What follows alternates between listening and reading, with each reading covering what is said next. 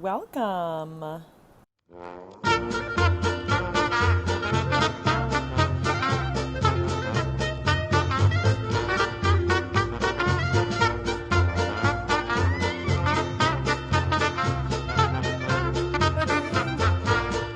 Yes, we freaking are.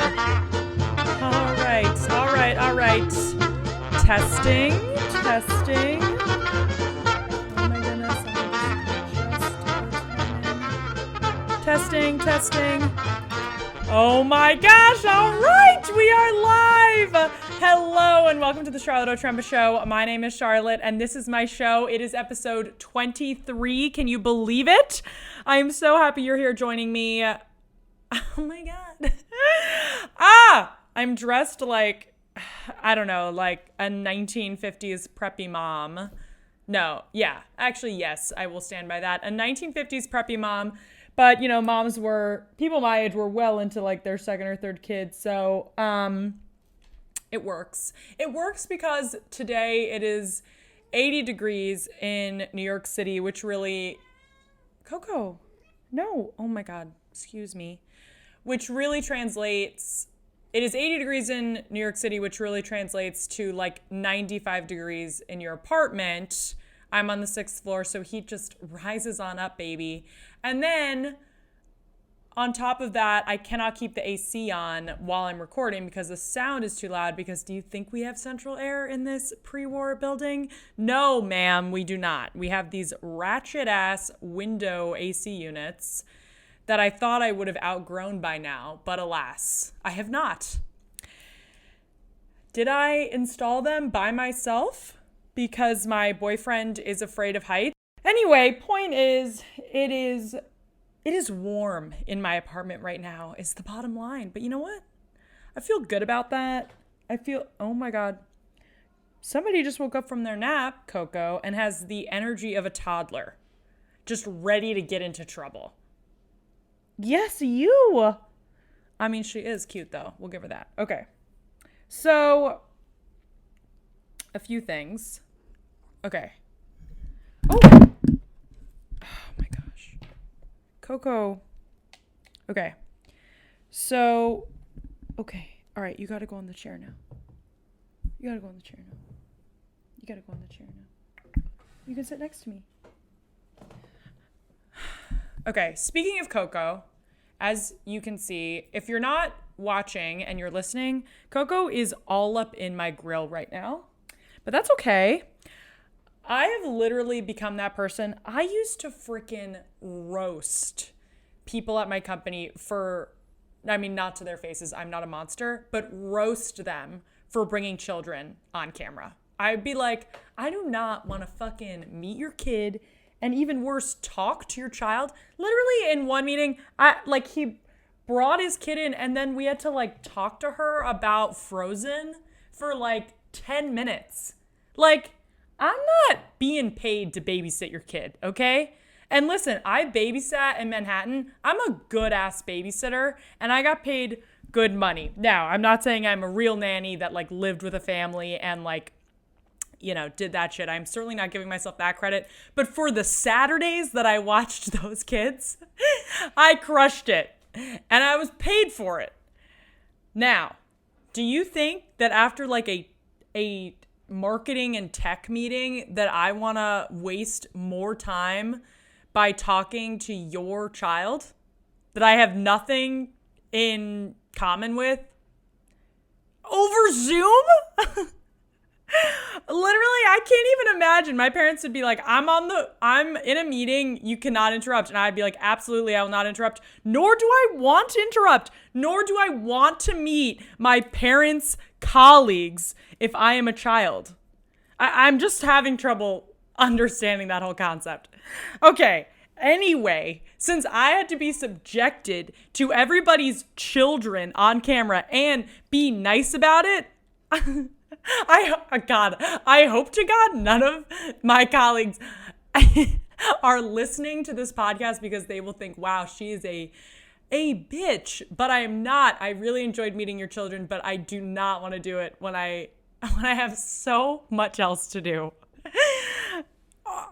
Like a child passing by is one thing. A child sitting down and engaging with me for a prolonged period of time while other people encourage it. So then I really look like a monster if I want to like leave the meeting because I don't want to talk to this child.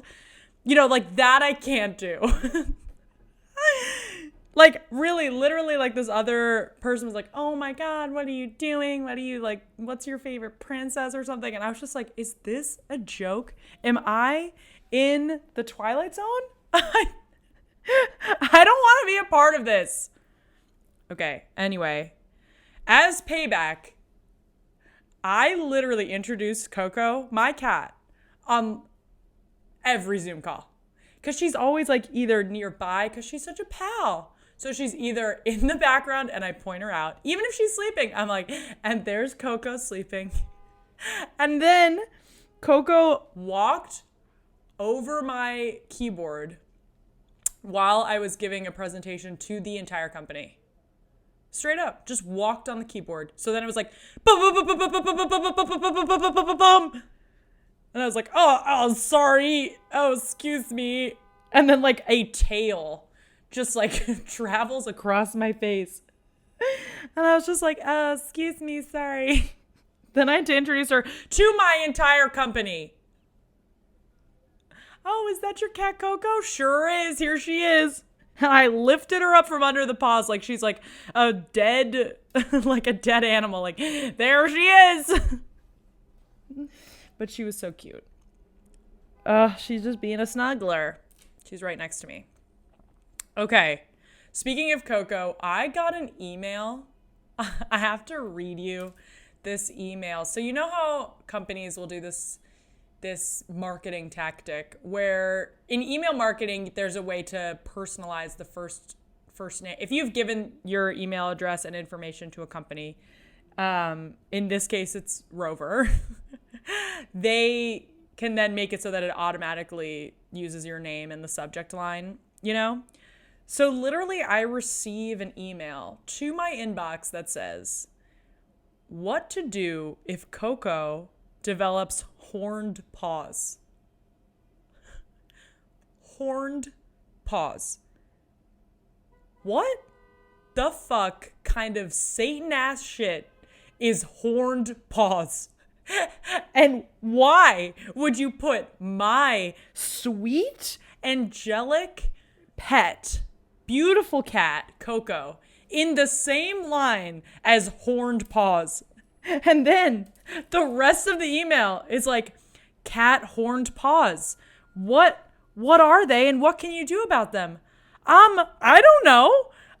If my cat has horned paws, there are going to be bigger issues, and I'm certainly not going to be reading an article about it to figure it out. I will be sprinting her to the vet in my hands. Don't pass go. I'm just going to be like sprinting with my hands under her arms, paws out, and be like, she's got horned paws. Everybody out of the way. She's been possessed. I'm going to call Lonnie's very Catholic grandparents and my grandmother. I'm going to get them all to do a blessing, like a group Catholic blessing, maybe an exorcism, if my cat develops horned paws. What does that mean? Does that mean there are horns on top of the paws or the paws become horns? What is that? Do not lump my cat, because no cat of mine will ever have horned paws, my friend. What to do if Coco develops horned paws? What? What are horned paws? Do I want to read this? Okay, we're going to read a sentence. I know you all want to know. Here's everything you need to know about horned paws in cats, so you can keep your pretty kitty healthy from head to paw. Yeah, that's right. Okay. It's a skin condition. Cutaneous horns are a relatively common feline skin condition. Typically, they appear on a cat's paw pads, although horns can occur on the face or other body parts as well. The growths may appear solo, or they can crop up in groups or in multiple paw pads. Horned paws are the result of an overproduction of keratin, the same protein that makes up hair and nails. While unsightly, the horns are largely innocuous and have no reason to panic. Okay. By and large, the most unpleasant side effect is some harmless clacking? What? How big are these? They don't even show a picture. Can anything be done? You might be able to soften the growth with a little TLC, but the results are pretty mixed. Oh, God. Okay, you know what? All right, you know what? I guess it's just some little horn that shows up and it starts clacking. So that's great. So that's comforting all around. Feeling really good about that.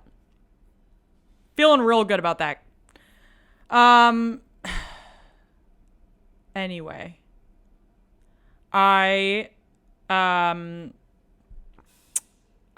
brother got married. It happened. It finally happened. We didn't know if it was going to happen there for a minute. I mean, we knew it was going to happen, just didn't know where, you know? We were a little concerned, but it happened. It happened. We are so proud. I looked good. I was proud of that. I mean, yeah, let me talk about my brother's wedding and talk about how I looked. Okay. First of all, my brother looked dapper as shit. So handsome, dressed amazing, had like super cool velvet loafers with skull and crossbones on them, and nice navy suit, really gorgeous tie. All the groomsmen looked so handsome. Magdalena wore this beautiful dress, which I was at the wedding dress shopping weekend. Chose the places that we went to. No big deal. And she looked so beautiful, and all the bridesmaids looked beautiful. We got spray tans before, got our hair and makeup done. I wore shapewear, and literally people kept being like, oh my God, you look so great. I was like, yeah, I fucking paid for it. I better look good. You know how many people went into how I look today? Several. So yeah, I better look good. Yeah, don't squeeze too tightly. You're going to be like, is there some sort of like boning in your stomach? And I'm going to be like, no, don't worry about it. Literally, Lonnie kept hugging me and he's like, what is that under there? And I'm like, yeah, fucking get your paws off. It's holding in all the bloat. Anyway, it was great. I gave a speech and don't want to brag, but I crushed it. Which is good because I was pretty nervous and obviously finished writing it like the day of because I am a crazy procrastinator. But it turned out well, thank God. And I feel like it hit all the notes. It hit some funny, it hit some sad, not sad. It hit some funny, hit some like tug at the heartstrings. Yeah, so that was great. And it was a lot of fun. But man, I forgot at a wedding because it's been a minute. And then also a wedding where it's like your family, so you know everybody there. You know, you talk to a lot of people. Like, you got to be like, all right, I got to go mingle. Like, literally it felt like every conversation I was like, all right, gonna have to leave you. I got like 50 more people to hit. So I don't have much more time for you. Literally. They should do like table rotations at weddings, honestly, to just make it easier. Like, all right, just got to hit everybody here. So, but that was good. And it was a blast. Weather was beautiful. Ceremony was beautiful. Honestly, like a really fun priest. Can't even believe those words came out of my mouth, but dude was like cracking jokes. He was like, I feel like he was like trying to recruit all of us. He's like, I'm making Catholic cool again. I'm a cool priest. He's like the priest from, I feel like he wanted to be like the priest from Fleabag. Actually, I take that back. There's no way this priest has ever watched Fleabag. Absolutely no way. But he was close to that. But man, he was really, the number of comments this priest made about having children, I was appalled. Sir, that is a private decision between those two. This is not for all of us to talk about at their wedding. Multiple times. Oh, and the family and all the children that you'll have. Like, buddy, they're not living in Florida. They're not coming to your congregation anyway. So easy, Tiger. Oh, but it was great. So good. Other fun news that happened literally right after the wedding weekend is, I don't know if any of you follow me. I mean, if you don't follow me on Instagram, follow me on Instagram, because I was in my friend Catherine, who I met through this writers group, and she's hilarious, an amazing sketch writer. She wrote and directed this sketch, and she cast me in it as like this girl having a breakdown, essentially, because it's supposed to be a joke about why you need to go to therapy, or like if you like why not to avoid going to therapy, because if you do, you'll like do all these things and it'll spiral. It's really funny. And so we shot this one scene in Central Park where I have a breakdown. My character has sort of a breakdown. This is like the last straw. I find out I get fired, like, and I just like throw my phone and like hit the yoga mat and like have a full meltdown in a yoga class outside in Central Park. So we shot it outside in Central Park. She cast a real other actors to be in it, and then like one who was also a yoga teacher. So it was essentially like looked like a real yoga class going on. And I'm gonna commit, okay? I'm a trained actor. You best believe I'm gonna commit. This script says meltdown. Your girl gave a meltdown. Your girl threw down her phone, threw her water bottle, threw other people's water bottles, whipped my mat around, and then just like ran around in a circle. So yeah, I crushed it. It's the climax of the sketch. To the point where people were stopping and staring. People were taking photos with their phones. And to the point where this one kid, basically, he looked like he was in high school. It was like two kids who looked like they were in high school, stopped and didn't see Catherine filming and just stops and asks me, "Are you okay?" I mean, like, so sweet and kind. And Catherine's like, "We're filming." Oh my God, it was actually really sweet, but hilarious. So, and then like also I love too that how New York this was, that the majority of people didn't stop and look. Like the people who were having a picnic near us, I mean, could not have even been bothered to look up. And then some people were just like so confused and wanted to watch. Anyway, the Instagram account What is New York picked it up. If you don't know What is New York, it's this hilarious account where they just purposely sort of find crazy things happening in New York City and then post it to the account. So they post my breakdown. And the comments are like, what the heck? Like, bad day at yoga. Like, some really funny comments like, wow, when you check your Bitcoin account, like, when hot girl summer is not working out or something. Like, just so many hilarious comments. So then, like, a few days later, they post the finished product, and I am the main square. So if you go to the What is New York Instagram account, I am on the main feed. And then it only showed, so then you swipe, and then they just included, because it's Instagram, you can't include, like, a 5-minute video. They just include, like, a clip of the yoga part. And then all the comments were, like, not all the comments, but a lot of comments were like really mean. They were like, wow, this acting is so cringe. Oh my God, who is that lady? Oh, so bad. Wow, so overacted. What is this? Could this be any worse? Like, could this be any more cringe? Like, on and on. And like so many likes of those comments. You know, you can see how many people like that comment. And I just was like, oh my God, it like really embarrassingly affected my mood. And I was also already a little bit, truthfully, like self-conscious about this video because was a 4. I got my hair fixed. Like, so the roots are bad and the cut's bad. I went back to the salon literally that week to like fix my hair.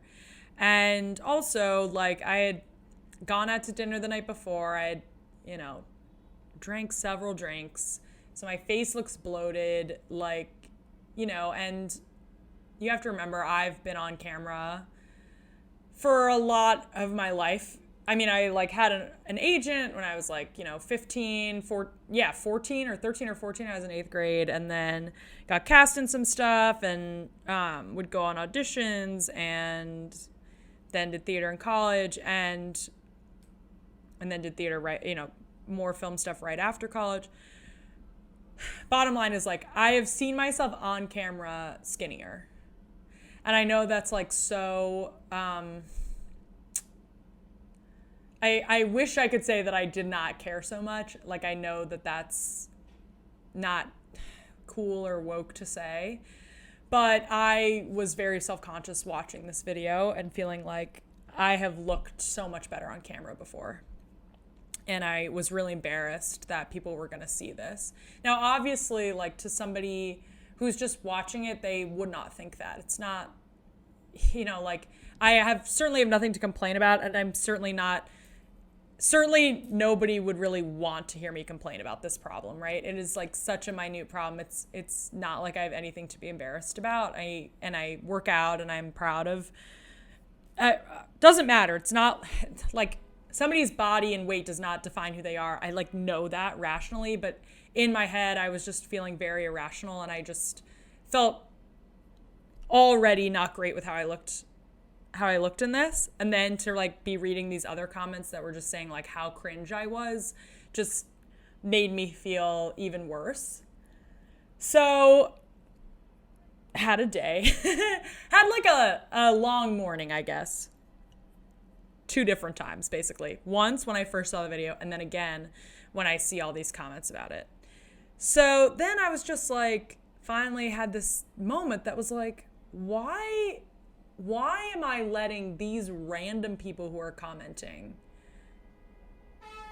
have an effect on my well-being and opinion of myself when I know intellectually that what this piece I was a part of and that we made together, that Catherine wrote, was really great. And like, it's a good sketch. Like, and that this is a point in the sketch where you're heightening to like the maximum so that it can all be tied up at the end once we make the point, right? Like, that's why something's funny, is that it'll like heighten, get more intense, more extreme. Like, that's what people laugh at and like thrive off of, right? Like, nothing's gonna be funny if you're watching somebody have a quiet crying session that they're trying to hold back tears in at a yoga class outside. You think somebody's gonna watch that and be like, okay, this is like a character drama like with Frances McDormand. And yeah, that would be fucking amazing. She would crush that. This is not that. This is a funny sketch.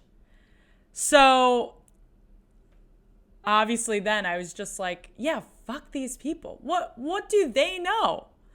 And why am I going to let what they say affect me? And then the thing about my looks is like, yeah, this character is having a bad fucking day. Like, she's not going to look her best. So let that go. Like, I got to just let go of trying to be perfect. Like, they say don't let perfect be the enemy of good. Don't let my own sort of like mental irrational thoughts and like trying to be perfect to everybody else stop me from, God forbid, doing another something that I love. I mean, I had a blast that day. And that's what I have to remember. Like, nothing is ever going to be perfect. And certainly it's not going to be perfect to everybody. Just let that shit go. And then get yourself a bomb-ass friend that you can call when you're being irrational. Shout out, Katie.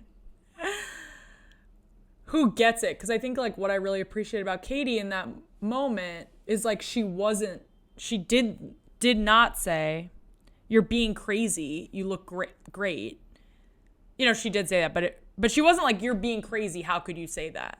She didn't make me feel even worse about thinking the thoughts I was thinking. She acknowledged that the thoughts were happening, and she was like, I understand those thoughts. Like, you know, it's okay you're having those thoughts. Like, let those thoughts out. You know, recognize that it's not factually true, right? Like, or not. Yeah, because it's tough. Like, 'cause of course there are times, like, it is factually true that I have been skinnier on camera. It is not factually true that I am somehow, like, less of a comedian or performer or, like, less of a person because of that fact. And, like, acknowledging that this is, like, an irrational spiral that you can, like, get through. This is not, like, something that is just, like, okay, just shut up. You're being dumb. You know, which I really appreciated. So thanks again, Katie. Get yourself a friend like that. And if any of you are ever having a day, excuse that horn, if any of you are ever having a day and you're listening to this podcast, like, reach out to me and I will happily, like, talk you through something like that. Because I know what it's like. Okay, switching gears. Honestly, I have on here a note. Oh my God, how bad is it, speaking of seeing yourself on camera, when you're watching a show and it's like Hulu or something where it has commercials? Yeah, Hulu, get your shit together and get rid of commercials. And no, I'm not paying extras before you say anything. And then it'll go to commercial, but there'll be this moment of black. And you can see yourself in the reflection on the black TV, like how gross you're sitting and like you're just like slumped, like in the weirdest position, just like looking at the TV, like, and then they're like, are you still watching? It's like, yeah, I'm fucking still watching. I guess I gotta get out from my little cave here. Truly nothing more humbling than seeing yourself in the reflection of a TV that you are watching. What was that noise? Okay, let's do Rec of the Week. Yeah, still need Abby, Ella, and Patrick to sing that for me. Okay. My Rec of the Week this week is Walmart activewear. Hear me out. Because of an influencer whose name is Tall Blonde Belle, gotta give her credit, I bought this activewear set, just like matching shorts and top, and they are so good. And you want to hear the price? $9.96, round that up to $10 for the shorts, and the top was $8.97, so $9. So my total was under $20. How nuts! And I'm not kidding. These are great shorts. They're like high-waisted. They have the built-in underwear liner. It's in this fun hot pink color, but not too hot pink. You know what I mean? It's more of like a corally neon pink. So cute. Gets so many compliments and so comfortable. Like, I think I'm going to order more. I'm not even kidding. They have a similar vibe to like those trendy Free People shorts that are like, I don't know, $36 or something. But then these are $10. We love to see it. I'll link it. Walmart activewear. You know what you're doing. Okay, let's go. It's time for advice. All right, question number 1. How to deal with haters. Okay. I just don't know. I don't know. Okay. The best advice I can give is think of who that person is. And if they are not somebody that's doing what you are doing, who's not, as Brené Brown likes to say, in the ring, if they're not pursuing what you're pursuing, if they're criticizing something they don't even do, then they really have no right to have an opinion on it. You know what I mean? Like, the only opinions I'm going to trust are people who are also doing what I'm doing. And the truth of the matter is, like, somebody like that would probably have more, not only more credibility, but also more helpful criticism than whatever somebody who's just like blindly typing or saying to you about something either online or in person. So I would say try to take a step back, think about where the hate is coming from, who the hate is coming from, and then assess. Then by kind of going through those two steps logically, the comments have way less power and weight and do not mean as much to you because at the end of the day, the only people hating for the most part are people who are just unhappy in their life and or not doing anything themselves. You know what I'm saying? So as easy as it is to let it affect you, because it affected me, take some power back, I think is what I will say. Is like, I made this silly Instagram post that was kind of like, fuck you, like da da da. And yeah, none of the people who actually commented on the post saw that. But then what I did receive were a lot of comments of people who were like, oh my God, I love this. This is hilarious. Like, you're so great. And feeling like I had power to say something back helped me so much. Because it's when people are saying things that you can't respond to. Because if somebody was saying something to you in person, you could respond and you could explain yourself. You could say, well, no, this is the peak of the video, like da da da da da. Versus if it's like blind commenting, what are you going to do? Respond to every single comment? It's impossible.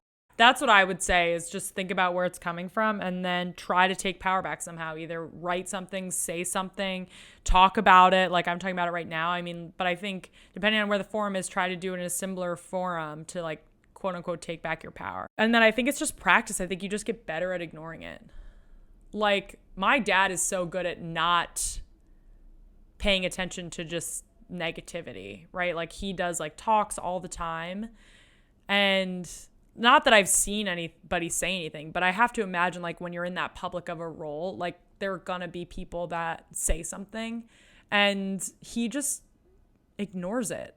And I think I notice that with a lot of people who are like in positions like that. They know how to tune it out. If you just stay so focused on your own path and what you're working on and what means a lot to you, and then focus on the people that mean a lot to you, like the people in your company in this example, like those opinions matter. Focus on the opinions that matter and focus on the people that matter. Don't focus on people who are hating on you, because those are not people you want to be around anyway. Next question. Whew, it's a doozy. Get ready.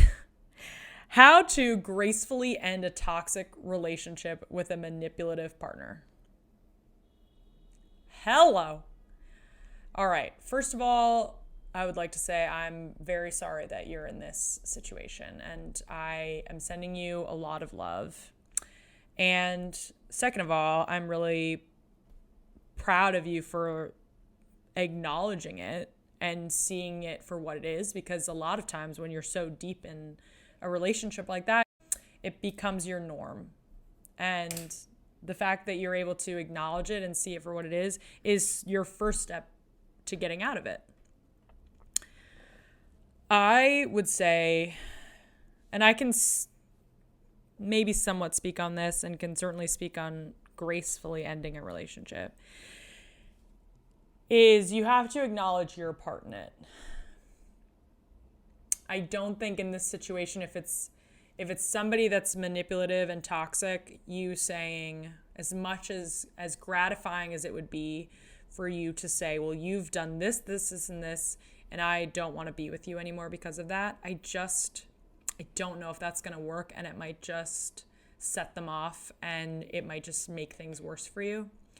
So I think what you have to do is just have a conversation and emphasize that this is what works for you, and that you are feeling at this time that this relationship is no longer serving you, and that you feel this time in your life is a time for transition and transformation, and you cannot commit to a relationship and you cannot commit to this person, and it is not fair for this person to continue to be with you when you cannot give your all to this relationship anymore.